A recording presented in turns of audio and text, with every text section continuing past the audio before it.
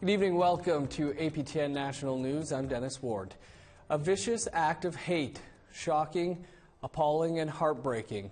Those are just some of the ways world leaders are describing the mass shooting at two mosques in New Zealand.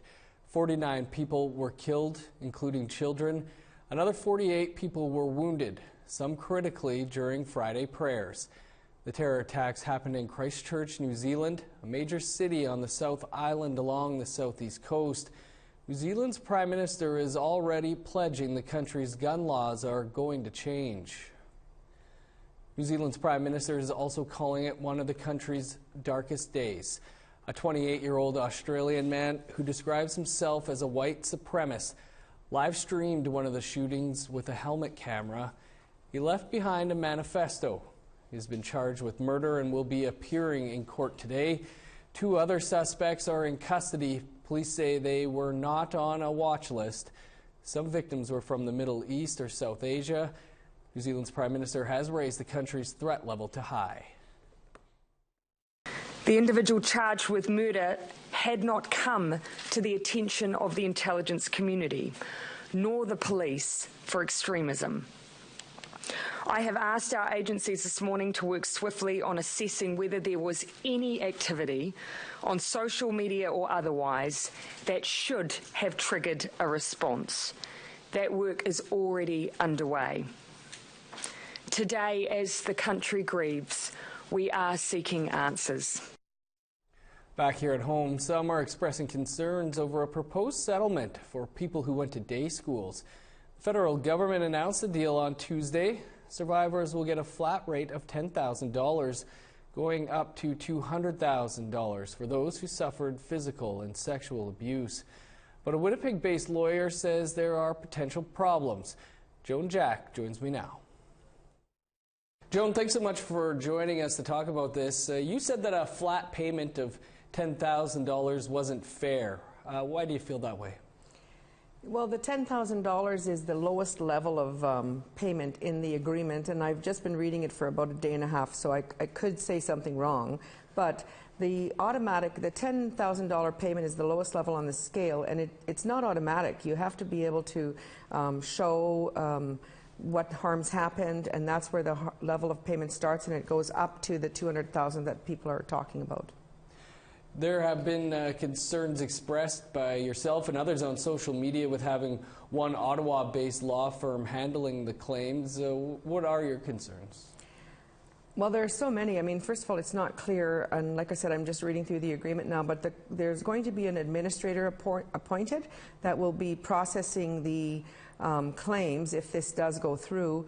And it's not really clear what the firm in Ottawa will be doing. I mean, the agreement does say they will be getting $55 million and then an extra $7 million to provide additional legal services to claimants. So the agreement itself, as far as I've read to date, isn't really clear on what they're actually being paid for.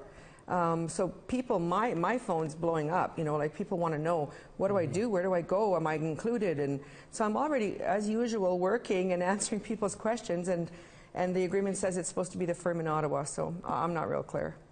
The paper-based process for determining compensation for sexual and physical abuse is happening so victims aren't re-traumatized. Do you see anything wrong with that? Absolutely. You know, it's difficult as an Indigenous person to speak against other Indigenous people, but I think it's really important to provide a variety of views. And I was talking to a woman yesterday who said, my dad won't even fill out the paper. Mm-hmm. Like, he just won't even fill out. So this is going to end up being a really good financial deal for Canada, because they're, I would say, no, maybe I shouldn't. Anyways, they're going to be people, our people, who cannot fill out these forms, who don't know how to do it, who don't know where to get them. Mm-hmm. If they live in like Timbuktu, Northern, wherever, where there's no real good internet, how are they even supposed to download the papers? Do they know how to use the computer? Who's going to help them fill out the papers? I'm already getting requests from people saying, my dad needs your help with his papers. Well, it's just, yeah, it sounds good. It sounds really good, but it's not going to be good. What, Joan, would happen if enough survivors opt out of this deal before it is approved by a judge in May? Well, under the clause, I don't have it memorized, but I think it's a requirement of 10,000 opt out, and then the deal can be stopped, and Canada has said in there, and like I said, I don't have it memorized, but they may come back to the table. But this is an issue that has to be resolved. I've been working on this since 2009 was the first time I started working on this. That's 10 years ago. Yes, and as we know, we're losing people all the time here. Yeah. Joan, appreciate you taking some time for us to talk about this. Thanks. The opioid overdose epidemic in British Columbia, especially Vancouver, is getting worse. At least 2 people a day are dying in the city from drug overdoses. Now the Union of BC Indian Chiefs is calling on the provincial government to declare a state of emergency. APTN's Tina House has the story. Like so many women, she just never had a chance. She never got what she needed. She never got the support. She didn't get any of the support that she needed. It was just me. And I did everything, and it was me. So now, instead of plan our future, we plan to learn how to live without her. Audrey Sagel's sister Maria passed away on January the 29th, 2019, from a suspected fentanyl overdose. She was just 46 years old, and just like so many others, she most likely didn't know that what she had ingested contained fentanyl. Her sister's passing is almost 2 years to the day that their mother also overdosed from fentanyl on Vancouver's downtown east side. The Monday we had a beautiful day together with our aunt from Haida Gwaii. We visited our dad. We made plans for the next day. We talked about her going to treatment. Her death, like many others, occurred while she was waiting to get into treatment. According to the BC Coroner's Office, in 2018, there were 1,489 deaths related to fentanyl across the province, with Indigenous people 5 times more likely to die of an overdose than non-Indigenous people. Samantha Pronto works with the Tenancy Overdose Response Team. Well, one of the biggest things is the knowledge about what's happening with the poison drug supply. A lot of folks, who are first-time users or use when they're drinking are expecting to, have one type of substance to use, such as stimulant users who want to use, crack cocaine or, maybe just do some few lines. If they think that they're doing cocaine, but they're actually doing a drug that is contaminated right now with fentanyl. And the reach of this deadly crisis can affect anyone. Just ask Grand Chief Stuart Phillip, whose eldest son Kenny died in August of 2018 of an accidental carfentanil overdose.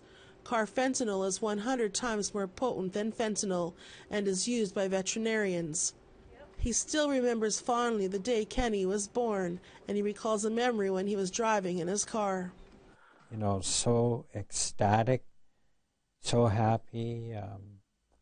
I had to pull over on the side of the road and I just cried.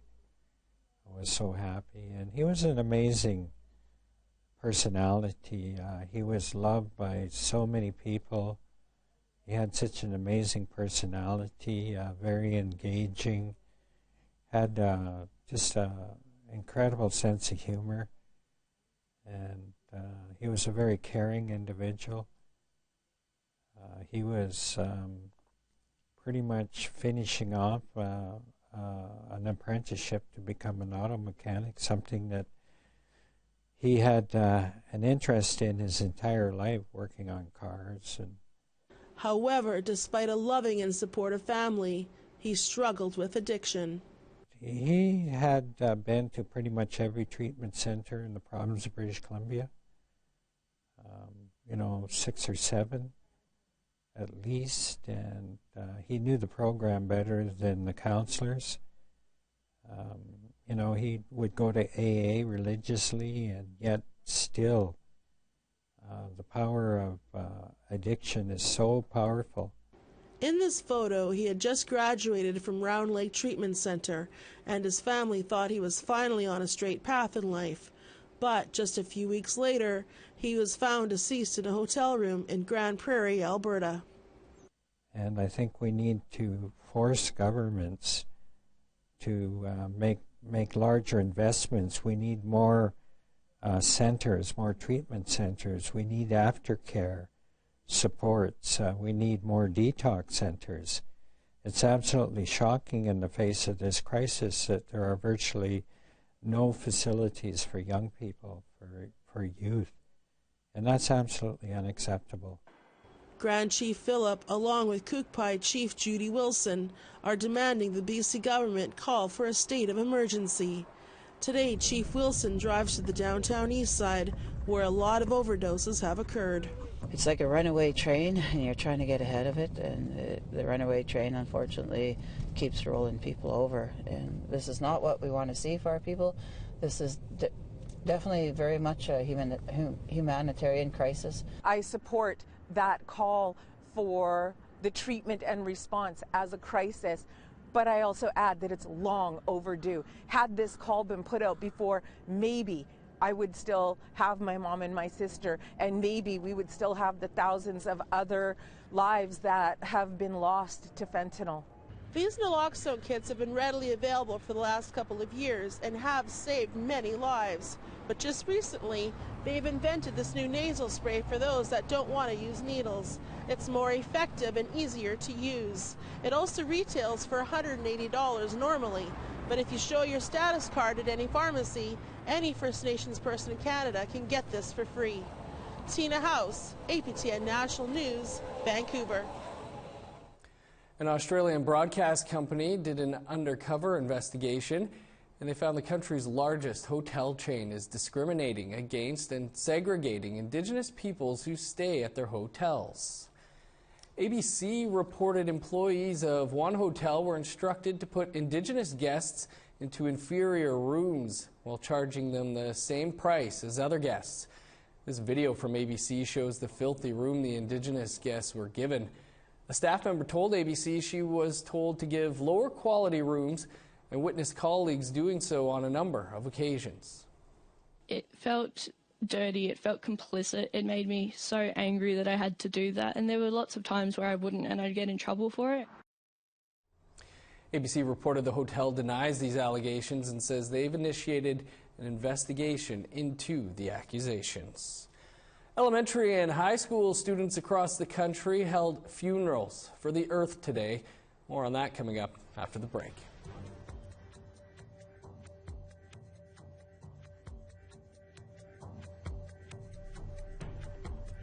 Here's a look at Saturday's weather forecast starting on the East Coast. Rain and +9 for Halifax. Showers and +8 in Fredericton. Snow and -4 for Nain. Snow and 0 for Happy Valley, Goose Bay. +5 and rain for Montreal and Quebec City. -12 with snow for Chibougamau. +7 for Toronto and Ottawa. Snow and +1 in Sault Ste. Marie.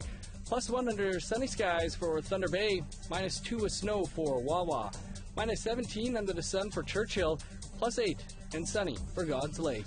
-5 with snow for Winnipeg and Princess Harbor. -1 in Dauphin. -1 for Regina, Estevan, and Saskatoon. +2 in Swift Current. -1 in Stony Rapids. Welcome back. This morning, the British Columbia and federal governments announced they were launching a multi-million-dollar fund to help the restoration of wild salmon and to develop safer fish farming techniques. There are about 50 fish farms operating in the province, and they have been a contentious issue for many First Nation communities who want them removed from their territory. The $142 million fund will look at ways of restoring salmon habitat and finding safer ways of farming salmon. And First Nations in the province are being invited to take part in the process. Chief Bob Chamberlain says this is a positive step in the right direction to save wild salmon. It's a decent step forward to look after this incredible treasure that we have on the coast here, and the Pacific salmon and all the species. The work now is about identifying where can we get the best value for investment of these resources. And of course, the federal government is moving forward on the wild salmon policy. The provincial government has their BC Salmon Committee's report, and then of course we have the 2 reports from First Nations. So we have a lot of information to draw from to guide the path forward. Thousands of students across the world gathered Friday morning to protest government inaction on climate change. The movement was inspired by Greta Thunberg, a young Swedish girl who last summer began to stage sit-ins every Friday. A group of Winnipeg elementary and high school students have picked up on the movement. Brittany Hobson brings us more. We want change! We want change! We want change! Dozens of Winnipeg students took to the steps of Manitoba's Legislative Building to host a funeral for the Earth. Some carried signs shaped like tombstones, while others shared messages. When the air we breathe is under attack, we stand up and we fight back! All with the goal to fight back against climate change.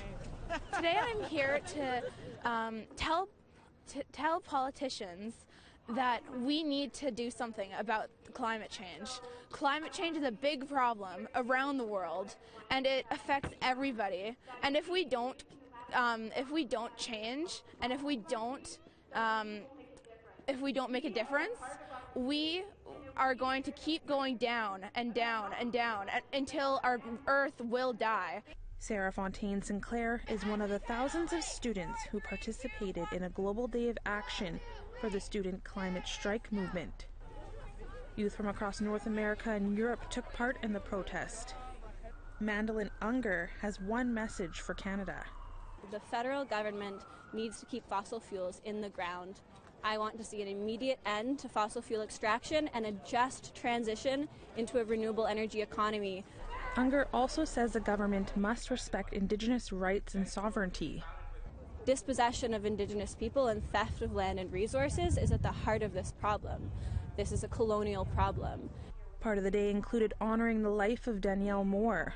Moore, who lived in Winnipeg, was one of the 18 Canadians killed in the Ethiopian Airlines crash on March 10th. Danielle Moore was a young woman who died fighting for this cause, who died fighting for this precious future. Danielle was bubbly. She had a big smile and an infectious laugh. She was passionate about her cause and was dreaming up ways to do her part. Moore was headed to the United Nations Environment Assembly in Kenya. For Fontaine Sinclair, she hopes the movement educates others.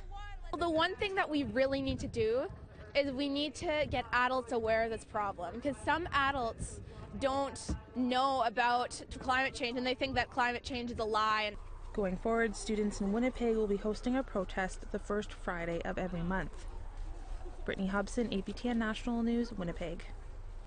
Still in Manitoba, students from northern communities traveled to Winnipeg for their regional science fair.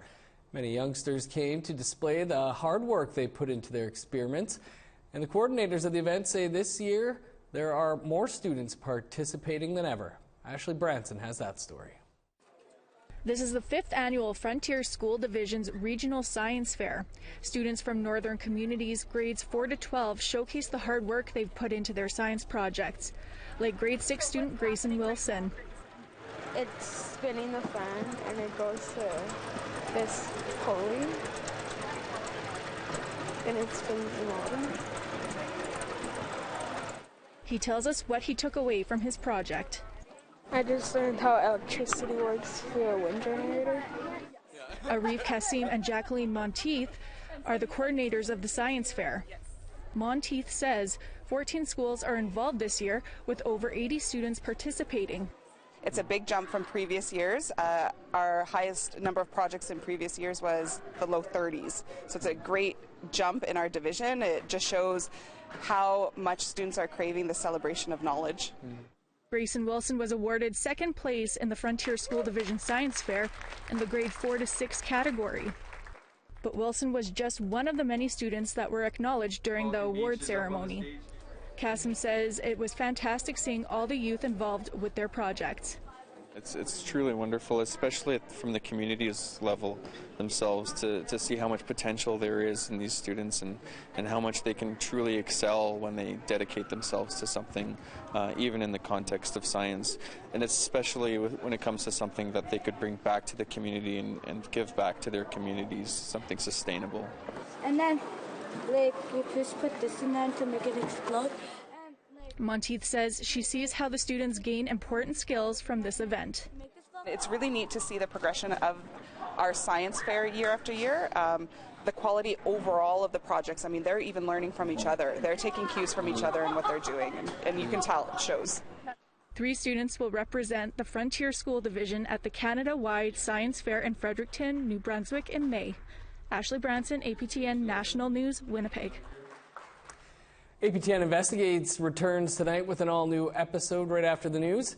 We'll speak with the reporter of the new documentary after the break.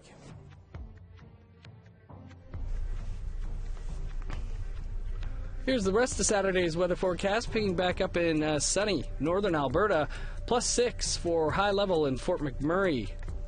+3 for Medicine Hat and Red Deer. Sunny and 11 for Victoria and Vancouver. +9 for Fort Nelson. +6 for Prince George. -6 in Old Crow. +3 for Whitehorse and Watson Lake.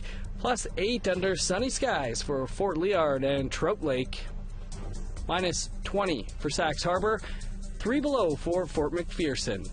-22 in Chesterfield. -26 for Repulse Bay. -27 in Clyde River. -29 for Joe Haven.